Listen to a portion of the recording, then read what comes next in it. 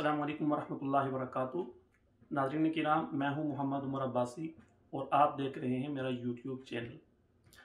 नाज़रीन किराम, हमें अपने कारोबारी मामलात में और अपने बिज़नेस में बहुत दफ़ा दूसरे लोगों के साथ पार्टनरशिप करना पड़ती है। कभी हमारे पास सरमाया होता है और हम कारोबार ख़ुद से नहीं कर सकते और हम चाहते हैं कि हमारे इस पैसे को कोई दूसरा आदमी कारोबार में लगाए, वो कारोबार करे और हमें कुछ प्रॉफिट आता रहे। और कभी ऐसा होता है कि हम अपने कारोबार में किसी दूसरे आदमी को बतौर पार्टनर शरीक करना चाहते हैं या हम किसी दूसरे के कारोबार में बतौर पार्टनर शरीक होना चाहते हैं।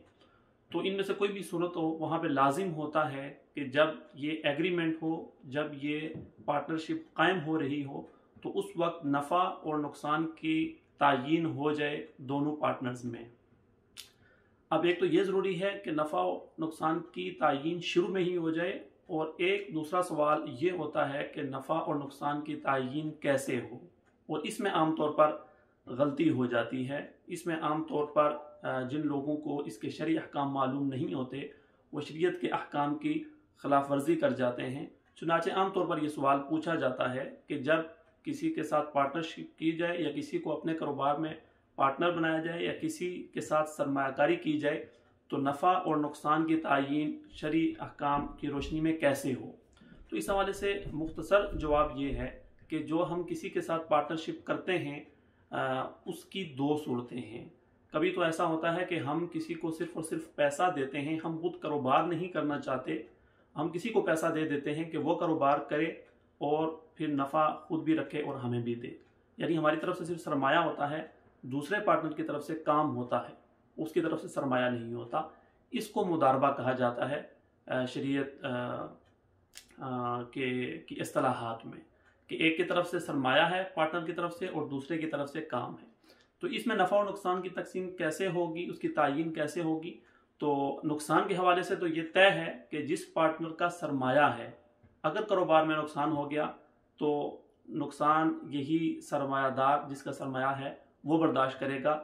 जबकि जो काम करने वाला है अगर उसकी कोई गलती नहीं है तो उसकी मेहनत ज़ाया जाएगी। अलबत्ता अगर उसकी कोई गलती है, उसने उस ज़वाबित की खिलाफ वर्जी की है, उसकी तरफ से मिस हैंडलिंग है, इग्नोरेंस है, तो उस सूरत में फिर वो ज़िम्मेदार होगा। लेकिन अगर उसने दयानतदारी के साथ काम किया है, जो उसूल ज़वाबित तय थे उसके मुताबिक उसने मेहनत की, लेकिन फिर भी नुकसान हो गया, तो फिर उसकी मेहनत ज़ाया जाएगी और आपने जो इन्वेस्टमेंट की हुई है, आपका वो पैसा अगर सारा ज़ाया हो गया तो सारा, और अगर जितना उससे कम ज़ाया हुआ तो वो आपको बर्दाश्त करना पड़ेगा।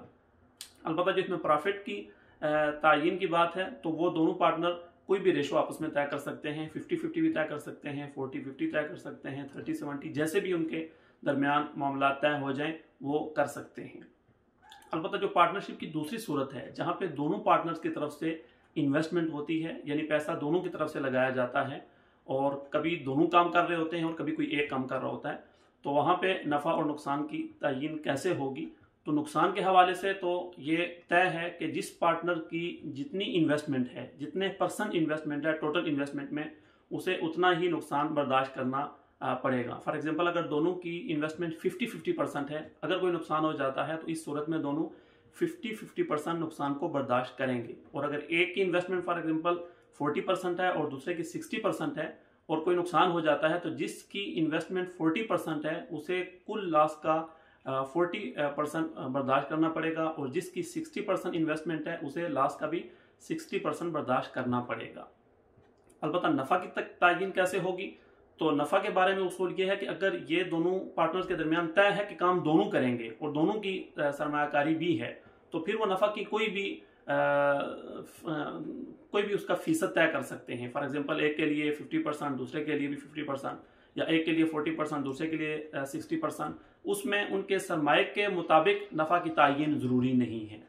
अलबत्ता अगर दोनों पार्टनर्स के दरमियान ये बात शुरू में ही तय हो जाती है कि उनमें से काम एक करेगा और दूसरा सिर्फ पैसा देगा, वो अमलन कारोबार नहीं करेगा, और जो दूसरा पार्टनर जो काम कर रहा है उसकी तरफ से सरमाया भी होगा और वो काम भी करेगा, तो यहाँ पे थोड़ा सा फ़र्क होगा कि जिस पार्टनर ने शुरू में ही ये तय किया है कि वो काम नहीं करेगा, तो कुल सरमाया में उसका जितने फीसद सरमाया है, मिसाल के तौर पर अगर ये पार्टनर जो कह रहा है मैं काम नहीं करूंगा, इसका सरमाया अगर 40% है और दूसरे पार्टनर का सरमाया 60% है जो कि काम भी करेगा, تو اس صورت میں یہ جو پارٹنر کہہ رہا ہے کہ میں کام نہیں کروں گا، صرف اور صرف میرا 40% سرمایہ ہوگا، تو یہ اب نفع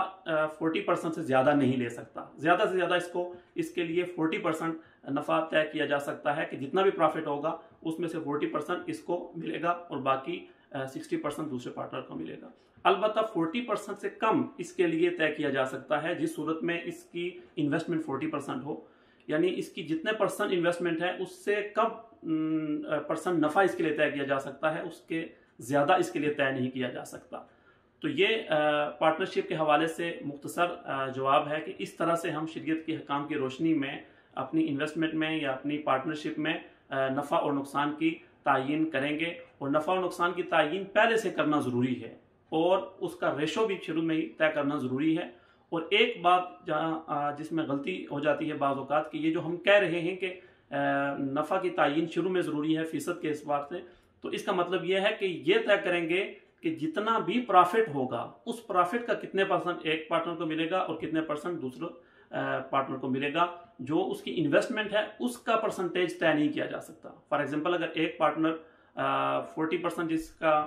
سرمایہ ہے، اگر اس کا 40% فار ایگزامپل اگر 10 لاکھ بنتا ہے، تو اب یہ طے نہیں کر سکتا وہ کہ میرے 10 لاکھ کا 5% یا 2% یا 3% مجھے پرافٹ ملے گا، بلکہ یوں طے کیا جائے گا کہ اس کاروبار میں سے جتنا بھی پرافٹ ہوگا اس پرافٹ کا اتنے پرسنٹ ایک پارٹنر کا ہوگا اور اتنے پرسنٹ دوسرے